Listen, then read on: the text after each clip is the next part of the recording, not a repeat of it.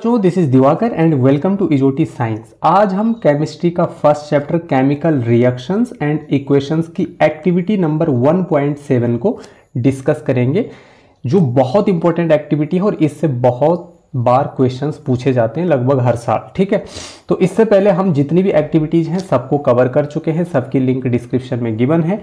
साथ ही साथ chemical reactions and equation वाला जो चैप्टर है उसको मैं वन शॉट में कंप्लीट कर चुका हूं, उसकी लिंक भी डिस्क्रिप्शन में गिवन है। अब हम इसकी एक्टिविटीज को देख रहे हैं, डेली में एक एक एक्टिविटी कर रहा हूं ताकि आप अभी से अगर एक्टिविटीज को करेंगे तो एग्जाम तक, अगर डेली भी आप एक एक एक्टिविटी करते रहेंगे तो एग्जाम तक आपकी सारी एक्टिविटीज कंप्लीट हो जाएंगी और एक्टिविटीज बेस्ड क्वेश्चन आपसे इजिली बन जाएंगे। ठीक है, तो एक्टिविटी 1.7 को हम समझेंगे इस डायग्राम की हेल्प से, लेकिन पहले कुछ स्टेप्स हैं उनको हम रीड करेंगे एक एक करके ताकि हर एक कॉन्सेप्ट आपका क्रिस्टल क्लियर हो सके।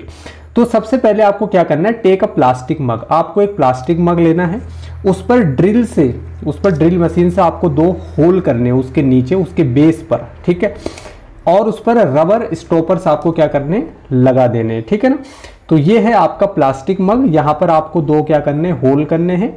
साथ में आपको रबर स्टॉपर लगा देने हैं ताकि यहां से कोई चीज नीचे लीक ना हो, जब हम इसमें पानी डालेंगे तो नीचे लीक ना हो। ठीक है ना, क्लियर है। तो 2 होल किए आपने, रबर स्टॉपर लगाया।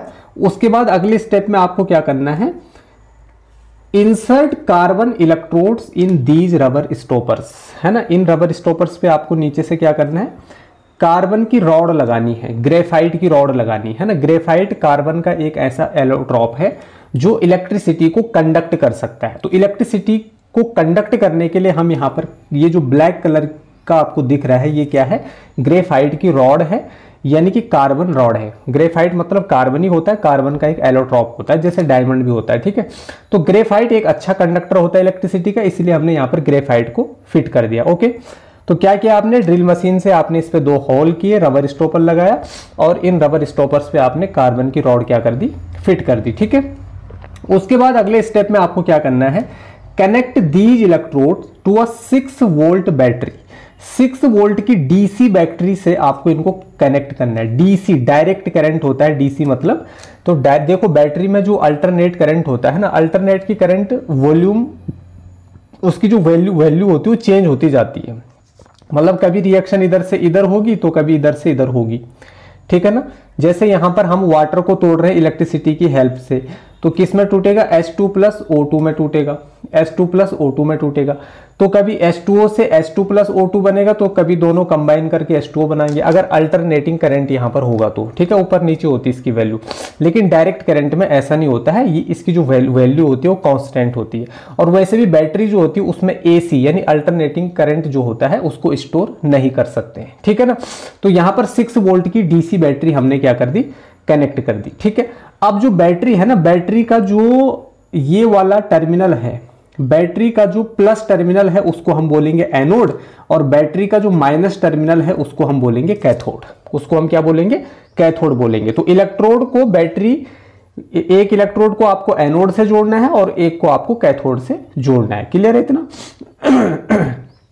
अब देखिए, connect these electrodes to 6 volt battery, connect कर दिया आपने। Fill the mug with water such that the electrodes are emerged.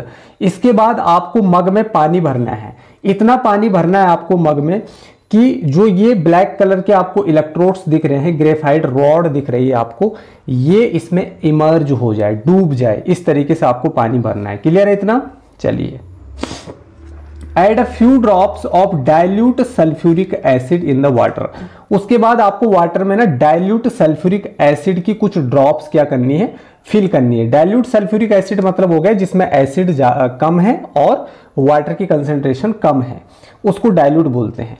H2SO4 डालना आपको, H2SO। अच्छा, एसिड क्यों डालना है, ये क्वेश्चन भी बन सकता है कि यहां पर आप एसिडिफाई क्यों कर रहे हो वाटर को। ठीक है, वाटर में आप एसिड क्यों ऐड कर रहे हो, तो वाटर में आप एसिड इसलिए ऐड कर रहे हो ताकि उससे वाटर की कंडक्टिविटी बढ़ जाए, वाटर अच्छे से इलेक्ट्रिसिटी को कंडक्ट कर सके। तो यहां पर क्या होता है, जब ये H2 को आप पानी में डालोगे तो ये H प्लस और SO4 2 माइनस में क्या हो जाएगा, टूट जाएगा। ठीक है ना, तो वाटर में इलेक्ट्रिसिटी को कंडक्ट करने के लिए उसमें हम एसिड या सॉल्ट NaCl डालते हैं, मतलब ऐसी चीज डालते हैं जो आयनिक हो। तो आयनिक कंपाउंड हम डालते हैं, वो आयंस में टूट जाता है, प्लस में और माइनस में टूट जाता है, इससे इसको फ्री आयंस मिल जाते हैं और इलेक्ट्रिसिटी को आसानी से क्या कर लेता है, कंडक्ट कर लेता है। क्लियर है इतना? चलिए, तो यहां पर आपने एसिड ऐड कर दिया, ठीक है, डाइल्यूट सल्फ्यूरिक एसिड ऐड कर लिया। उसके बाद take 2 test tubes filled with water, अब पानी से भरी हुई 2 टेस्ट ट्यूब आपको लेनी है और invert them over the 2 carbon electrodes. ये जो 2 कार्बन के इलेक्ट्रोड्स आपको दिख रहे हैं, आपको 2 टेस्ट ट्यूब लेनी है पानी से भरी हुई और उनको उल्टा करके, इन्वर्ट करके, जैसे कार्बन रॉड है तो इस तरीके से आपको टेस्ट ट्यूब इस तरीके से लगा देनी है, इस तरीके से ऊपर से इन्वर्ट करके ढक देना है दोनों को, ठीक है ना। यहां पर आप देख पा रहे होंगे, ये एक टेस्ट ट्यूब हो गई, ये दूसरी टेस्ट ट्यूब हो गई। क्लियर है इतना? तो आप देख भी पा रहे होंगे मग में तो पानी है ही है, लेकिन टेस्ट ट्यूब के अंदर भी वाटर है। अंडरस्टूड? ठीक है, अब देखते हैं क्या होता है आगे। ठीक है, switch on the current and leave the apparatus undisturb for some time. उसके बाद आपको स्विच को ऑन कर देना है, जो आपकी बैटरी यहां पर लगी हुई है उसमें से आपको स्विच ऑन कर देना है, और जो apparatus है पूरा, जो ये पूरा apparatus है उसको अनडिस्टर्ब छोड़ देना, आपको उसको डिस्टर्ब नहीं करना है थोड़ी देर के लिए, ठीक है ना। इसी तरीके से इसको छोड़ देना, उसमें करंट फ्लो होने देना है, ठीक है। अब क्या होगा, you will observe the formation of bubbles at both the electrodes. एक है कैथोड, एक है एनोड, दोनों इलेक्ट्रोड्स पर ना बबल्स बनने लग जाएंगे। क्या बनने लग जाएंगे? बबल्स बनने लग जाएंगे, बबल्स का फॉर्मेशन होने लग जाएगा। These bubbles displace water in the test tube. ये बबल्स जो है टेस्ट ट्यूब में से वाटर को क्या करेंगे, डिस्प्लेस करेंगे, क्योंकि यहां पर जब ऊपर की तरफ गैस भरेगी तो ये गैस नीचे की तरफ प्रेशर देगी पानी को, तो पानी का लेवल ग्रेजुअली क्या होता जाएगा, गिरता जाएगा, कम होता जाएगा। आप यहां पर देख भी पा रहे होंगे, यहां पर पानी का लेवल ज्यादा है और गैस ज्यादा है, पानी का लेवल कम है और गैस क्या है, ज्यादा है। यहां पर पानी का लेवल ज्यादा और गैस का जो लेवल है वो कम है, ठीक है, जहां पर ये ऑक्सीजन स्टोर हो रही है। तो अभी पूरा डिस्कस करेंगे इसको, ठीक है ना। इतनी चीजें क्लियर हो गई, ठीक है। तो ये जो आपके बबल्स हैं ये वाटर को डिस्प्लेस कर रहे हैं टेस्ट ट्यूब में से। Is the volume of the gas collected in collected the same in both the test tube. जो दोनों टेस्ट ट्यूब है, क्या उसमें जो 2 गैसेस बनी हुई है उनका जो वॉल्यूम है वो क्या सेम है? मतलब हमने वाटर को H2O को हमने H2O को एक मिनट, H2O को हमने क्या किया, इलेक्ट्रिसिटी की हेल्प से तोड़ा H2 प्लस O2 में, ठीक है। इसको अगर बैलेंस करेंगे तो 2 2, ठीक है। अब यहां पर देखिए, इस वाले पोर्शन में देखिए, हाइड्रोजन पर कितना लगा हुआ है, 2, मतलब 2 हाइड्रोजन है, और ऑक्सीजन पर कुछ नहीं लगा हुआ है, मतलब 1 ऑक्सीजन है। तो 2:1 के रेशियो में हमें दोनों गैसेस क्या होंगी, मिलेंगी, ठीक है।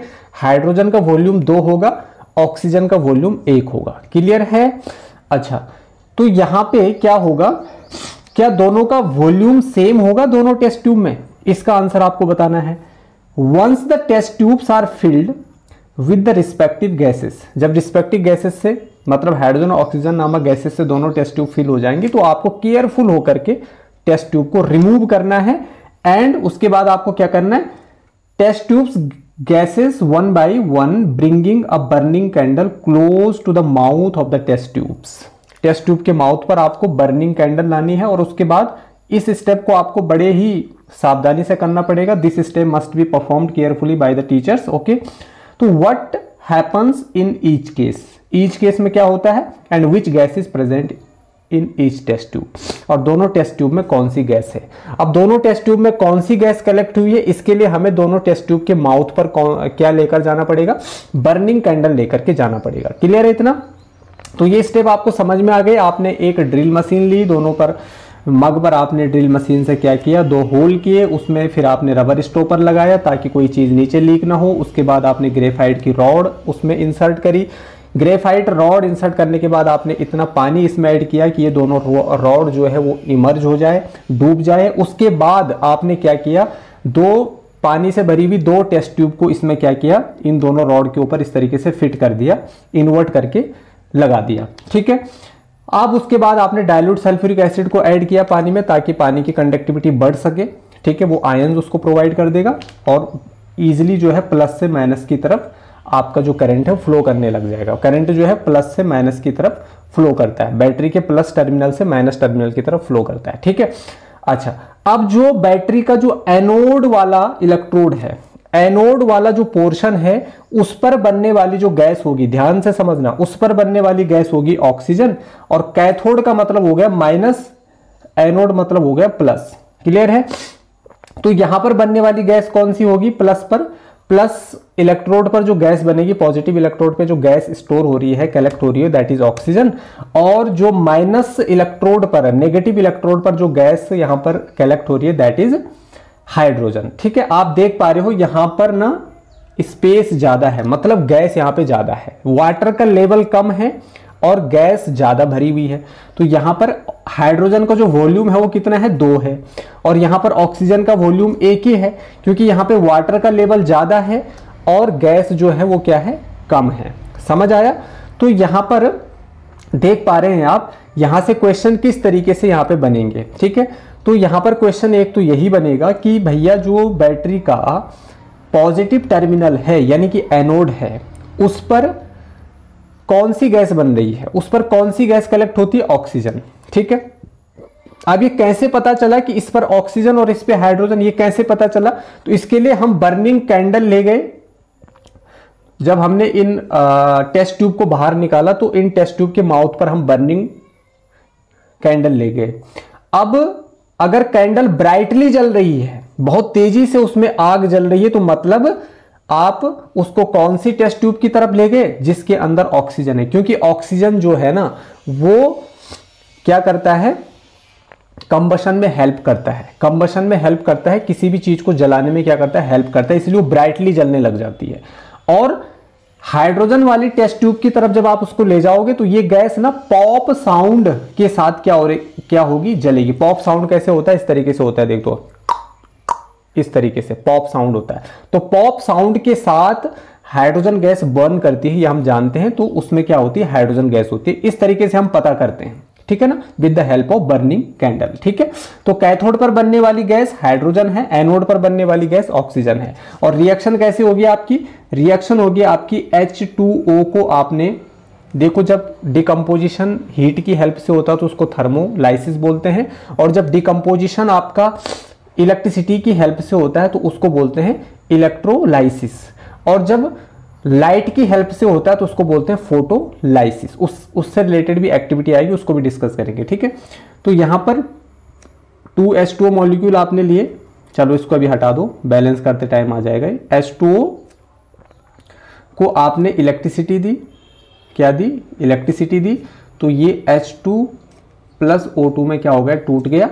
अब इधर ऑक्सीजन 2 है, इधर एक ही है, तो यहां पर 2 लगा देंगे, जिससे हाइड्रोजन भी 4 हो जाएंगे, 2 2 जा 4, यहाँ पे 2 2 जा 4। ठीक है, अब यहां पर देखो प्रोडक्ट वाली साइड में देखिए, हाइड्रोजन कितने हैं आपके? 2 हैं। हाइड्रोजन कितने हैं? 2 हैं। ठीक है, और ऑक्सीजन कितना है आपका? 1 ही है। मतलब 2:1 के रेशियो में दोनों गैसेस क्या होती है? फॉर्म होती है, 2:1 के रेशियो में। अगर क्वेश्चन इस तरीके से आ जाएगा, यहां पे लिखा रहेगा कैथोड, यहां पे लिखा रहेगा कैथोड, और यहां पे लिखा रहेगा एनोड। अब इसका रेशियो बताओ, अब इसका रेशियो बताओ। तो कैथोड पर बनने वाली गैस कौन सी है? हाइड्रोजन है, हाइड्रोजन है। और एनोड पर बनने वाली गैस कौन सी है? ऑक्सीजन है, ऑक्सीजन है। तो हाइड्रोजन कितना होगा? 2, ऑक्सीजन कितना होगा? 1, तो 2:1 का रेशियो हो गया। अगर इस तरीके से लिखा रहेगा, एक तरफ एनोड लिखा रहेगा, दूसरी तरफ कैथोड लिखा रहेगा, तो आप 2:1 मत करके आ जाना वहां पे। यहां पे देखिए, एनोड पर कौन सी गैस बनती है? एनोड पे बनती है ऑक्सीजन, ऑक्सीजन मतलब 1 वॉल्यूम, और कैथोड पर कौन सी बनती है? हाइड्रोजन, मतलब 2 वॉल्यूम, तो मतलब 1:2। कैसे भी पूछ सकता है क्वेश्चन को।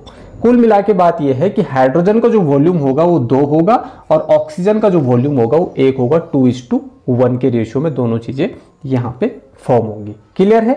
इसको बोला जाता है इलेक्ट्रोलाइसिस ऑफ वाटर। इलेक्ट्रो मतलब होता है इलेक्ट्रिसिटी, लाइसिस मतलब होता है तोड़ना।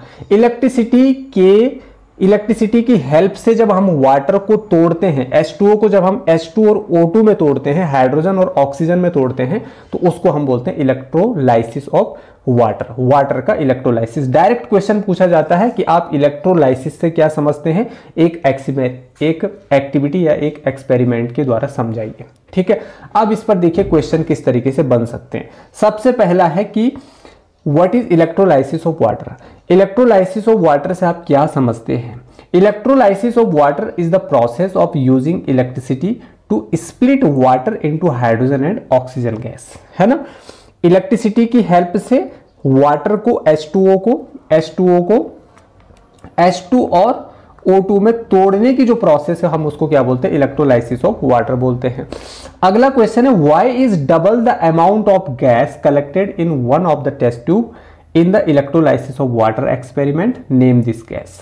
ठीक है, इलेक्ट्रोलाइसिस ऑफ वाटर वाला जो एक्सपेरिमेंट है इसमें जो एक गैस है वो डबल अमाउंट में बन रही है, मतलब ऑक्सीजन से डबल बन रही है। ऑक्सीजन एक है तो वो दो बन रही है। वो कौन सी गैस है? वो है आपकी हाइड्रोजन गैस, क्योंकि उसका वॉल्यूम क्या होता है, 2 होता है। तो ऐसा क्यों होता है? ऐसा इसलिए होता है कि जो भैया वाटर होता है उसका फॉर्मूला H2O होता है। आप ऐसे भी निकाल सकते हो, H2O में हाइड्रोजन 2 होते हैं, ऑक्सीजन एक ही होता है। या इस तरीके से जब आप निकालते हो उसको H2O इलेक्ट्रिसिटी की हेल्प से तोड़ा H2 प्लस O2 में, इसको बैलेंस किया इस तरीके से, तो यहां पे हाइड्रोजन का वॉल्यूम 2, ऑक्सीजन का वॉल्यूम 1, 2:1, ये इसका आंसर है। तो the gas which is collected in double the amount in the electrolysis of water is hydrogen.